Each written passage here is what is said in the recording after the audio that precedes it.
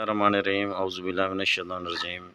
अस्सलाम वालेकुम दोस्तों, मैं तुहाडा वीर नियाज़ अमन। तुसां वेख रहे हो मेरा यूट्यूब चैनल नियाज़ अमन 707।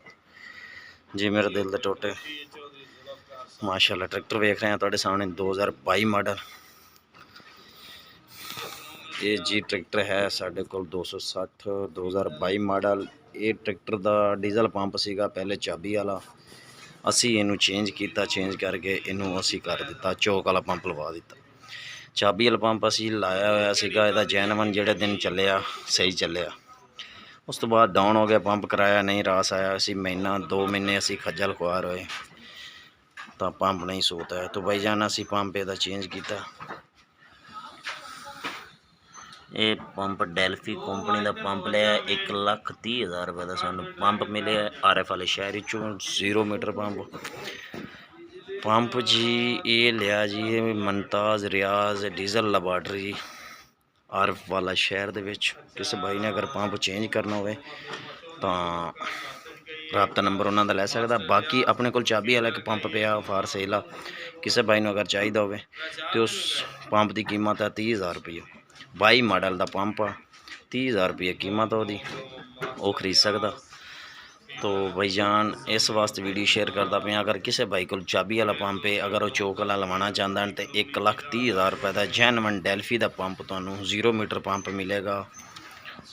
इस भाई ने खरीदना हो तो राबता नंबर दिता जाएगा। बाकी माशाल्लाह जदों दा असीं ये चौक वाला पंप लाया साड़ी ज़िंदगी सुकून हो गई। ये बड़ी बेहतरीन ट्रैक्टर की परफॉर्मेंस है, बड़ा अच्छा चलता पाया। और उस तो बाद डीजल का खर्चा भी सही है, एवरेज आवाज़ा आवाज़ा ज़बरदस्त ने। उस तो बाद ये आ जाइए टायरां ते, टायरां दा जैनवन इन टायर ने जी पैंथर दे टायर फार सेल ने। अगर किसी भाई ने खरीदने हो तो अद्धे टायर ने।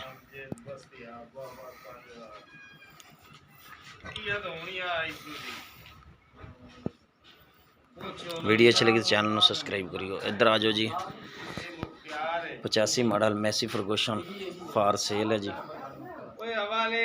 बड़ा प्यारा ट्रैक्टर, साफ सुथरा फ्रैश पीस दोस्तों वास्ते लैते हाजिर हो गया। सर्विस कंपनी के पिछे टायर पाए ने, सीट नवे मॉडल की लगी है, छत बंपर हिच सीट डो वाली लगी है।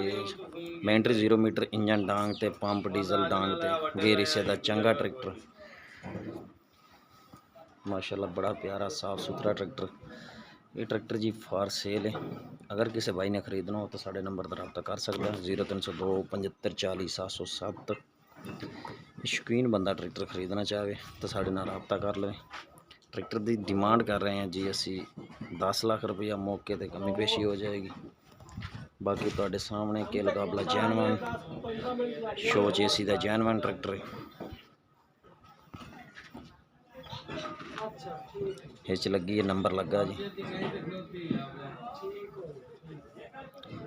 Chaudhary bricks company, Chaudhry Abdullah Javed bricks company भट्ठा 707।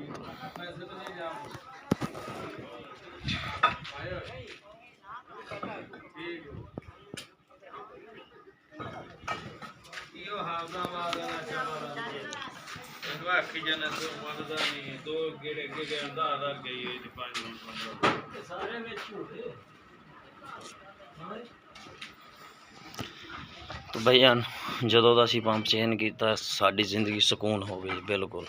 बाकी ट्रैक्टर की तुहानूं आवाज़ चेक करवाना।